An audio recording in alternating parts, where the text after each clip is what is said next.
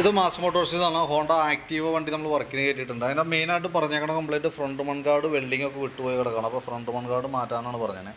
അപ്പോൾ നമ്മളത് മാറ്റാൻ വേണ്ടിയിട്ട് ഫ്രണ്ട് അഴിച്ചിട്ടുണ്ട്. ഫ്രണ്ട് ഫുള്ളായിട്ട് അഴിച്ചാലാണ് നമുക്കത് ചേഞ്ച് ചെയ്യാനായിട്ട് പറ്റുള്ളൂ. ഇങ്ങനെ ഫോർക്ക് അസംബ്ലി ആയിട്ട് അഴിക്കണം, എന്നാലാണ് ചേഞ്ച് ചെയ്യാൻ പറ്റുള്ളൂ. അപ്പോൾ നമുക്ക് നിലവിൽ ഈ ഫോർക്കുമ്മേ ഇതേപോലത്തെ ഒരു ക്ലാമ്പ് ഈ സൈഡിൽ നിന്നൊക്കെ വെൽഡിംഗ് ഒക്കെ വിട്ടുപോയേക്കണം. അപ്പോൾ അത് നമ്മൾ ഇതുമ്പോൾ വെൽഡ് ചെയ്ത് പിടിപ്പിച്ചതിന് ശേഷം വേണം നമുക്ക് മൺഗാർഡ് ഇത് പിടിപ്പിക്കാനായിട്ട് കേട്ടോ. കാരണം ഓൾറെഡി ഫോർക്കിൻ്റെ ലെഗ് ഇടിഞ്ഞു പോയേക്കാണ്. അത് നമുക്ക് ഇതുമേ സെപ്പറേറ്റ് ഇതേപോലെ ഉണ്ടാക്കി വേണം പിടിപ്പിച്ചിട്ട് വേണം നമുക്കത് മൺഗാർഡ് പിടിപ്പിക്കാനായിട്ട്. പിന്നെ അതേപോലെ തന്നെ മൺഗാർഡ് മാറ്റുമ്പോൾ നമുക്ക് ഈ ഹാൻഡിൽ ബെയറിങ് കോൺസെറ്റ് അഴിക്കുന്ന സമയത്ത് കോൺസെറ്റ് എന്ന് പറഞ്ഞാൽ ഈ ഹാൻഡിൽ ബെയറിങ് കൂടി കൂട്ടത്തിൽ കൂടെ മാറ്റി വിടണം. പിന്നെ അതല്ലാതെ കൊണ്ട് കംപ്ലയിൻ്റ് ഉണ്ട്. കാരണം ഈ ഷോക്കൊക്കെ ഉണ്ടല്ലോ, ഈ ഷോക്കൊക്കെ ഓൾറെഡി കംപ്ലയിൻ്റ് ആവും. അപ്പോൾ ഈ മൺഗാർഡൊക്കെ പൊട്ടിപ്പോകാനുള്ള മെയിൻ കാരണം എന്ന് വെച്ചാൽ ഈ ഷോക്ക് അബ്സർ കംപ്ലയിൻ്റ് ഉള്ളത് കൊണ്ട് തന്നെ വണ്ടി ചെറിയൊരു ഗട്ടറിൽ ചാടിയാൽ പോലും വണ്ടിയുടെ ഫ്രണ്ട് ഭാഗം നല്ല തെറിപ്പായിരിക്കും. അപ്പോൾ മൺഗാർഡ് അതിൻ്റെ തൊട്ട് ആ ഫോർക്കും വേണം മൺഗാർഡൊക്കെ പിടിപ്പിച്ച് വെച്ചാണ്. അപ്പോൾ ഷെയ്ക്ക് കൂടുതൽ വരുമ്പോൾ ജർക്ക് ചെയ്ത് ഇത് പൊട്ടിപ്പോകണം കേട്ടോ. അപ്പോൾ നിലവിൽ മൺഗാർഡ് പുതിയത് വെച്ചതിന് ശേഷം നമുക്ക് ഈ ഷോക്കും അതിൻ്റെ ബുഷൊക്കെ മാറ്റിയിട്ടാലാണ് ആ കംപ്ലയിൻറ്റ് അതുമായി ബന്ധപ്പെട്ട കംപ്ലയിൻറ്റ് അവിടെ മാറുള്ളൂ. പിന്നെ അതേപോലെ തന്നെ ഫ്രണ്ട് വീലിൻ്റെ ബ്രേക്ക് ലൈനറാണത്. അതും ഏറെക്കുറെ ഒരു 90% ഉപയോഗിച്ച് കഴിഞ്ഞാണ് കേട്ടോ. അപ്പോൾ കൂട്ടത്തിക്കടെ നമ്മൾ അതും കൂടിയും മാറ്റണമാണ് ബെറ്റർ. ഞാൻ അതും കൂടി ഉൾപ്പെടുത്തിയിട്ടുള്ള എസ്റ്റിമേറ്റ് അതിനകത്ത് ഇട്ടേക്കാം. നോക്കിയിട്ട് ഒന്ന് റിപ്ലൈ ഇട്ടാൽ മതി. എന്തെങ്കിലും നിങ്ങൾ പെർമിഷൻ തന്നാൽ മാത്രമേ നമ്മൾ ചെയ്യുള്ളൂ, അതല്ലെങ്കിൽ പറയുന്ന കേസ് മാത്രമാണ് ചെയ്യുള്ളൂ കേട്ടോ. ഇപ്പോൾ ഈ മൺഗാർഡ് മാറ്റുമ്പോൾ നമുക്ക് കൂട്ടത്തിക്കടെ ഹാൻഡിൽ ബെയറിങ് മാറ്റണം. അതിന് പുറമെ ഈ മൺഗാർഡ് പൊട്ടാനുള്ള കാരണം എന്ന് പറയുന്നത് ഈ 2 ഷോക്കാണ്.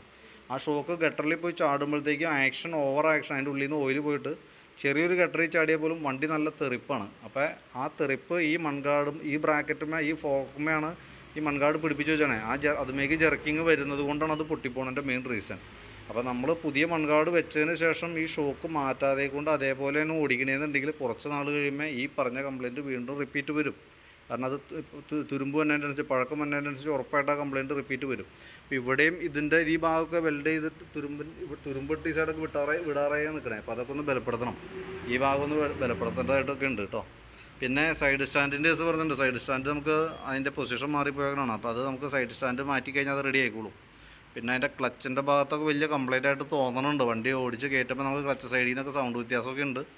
അപ്പോൾ അതൊന്ന് അഴിച്ച് നോക്കണത് നല്ലതാണ്. എന്തെങ്കിലും പ്രോബ്ലം ഉണ്ടെങ്കിൽ അത് കൈയോടെ ചെയ്ത് പോകണം നല്ലതാണ്. അതല്ലെങ്കിൽ നിങ്ങൾ വല്ല ബെൽറ്റിൻ്റെ കംപ്ലയിൻ്റ് ഒക്കെ ആണെങ്കിൽ ബെൽറ്റ് പൊട്ടി വഴിയിലൊക്കെ വിട്ടു പോകുന്ന സിറ്റുവേഷൻ വരും കേട്ടോ. അപ്പോൾ അഴിച്ച് നോക്കാം. പറയുകയാണെങ്കിൽ നമ്മൾ അതുകൂടി ചെക്ക് ചെയ്ത് നോക്കാം. ചെറിയ എന്തെങ്കിലും പ്രോബ്ലം ആണെങ്കിൽ അത് തീർത്ത് പോകണമായിരിക്കും കുറച്ചുകൂടി ബെറ്റർ.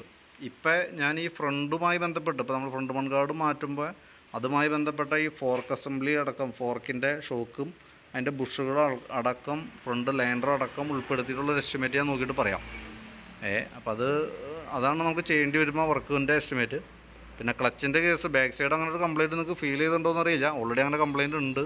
അത് നോക്കാം. പറയുകയാണെങ്കിൽ ഞാനത് അഴിച്ച് നോക്കാം. എന്നിട്ട് അതിന് എന്താണ് അതിൻ്റെ പോരായ്മ എന്ന് വെച്ച് നോക്കിയിട്ട് അതിൻ്റെ ഡീറ്റെയിൽസും കൂടി അഡീഷണൽ എസ്റ്റിമേറ്റ് ആയിട്ട് വേണമെങ്കിൽ നോക്കിയിട്ട് പറയാം കേട്ടോ. അപ്പോൾ വീഡിയോ കണ്ടു കഴിയുമ്പോൾ നോക്കിയിട്ടൊന്ന് റിപ്ലൈ ഇടാം. അപ്പോൾ ഞാൻ ഇതിൻ്റെ എല്ലാ ഫ്രണ്ട് നല്ല രീതിയിൽ ചെയ്യുമ്പോൾ ഷോക്ക് അടക്കം മാറ്റി വരുമ്പോൾ ഏകദേശം എസ്റ്റിമേറ്റ് എമൗണ്ട് എത്ര വരുമെന്ന് നോക്കിയിട്ട് അതിൻ്റെ ഡീറ്റെയിൽസും എസ്റ്റിമേറ്റ് അടക്കം ഞാൻ വാട്സാപ്പിലേക്ക് പറയാം കേട്ടോ. അത് നോക്കിയിട്ട് വീഡിയോ കണ്ടു കഴിയുമ്പോൾ നോക്കിയിട്ടൊന്ന് റിപ്ലൈ ഇടണം. എന്നാൽ റിപ്ലൈ കിട്ടിയിട്ട് നമുക്ക് അതനുസരിച്ചിട്ട് വേണം വർക്ക് കംപ്ലീറ്റ് ചെയ്യാനായിട്ട്.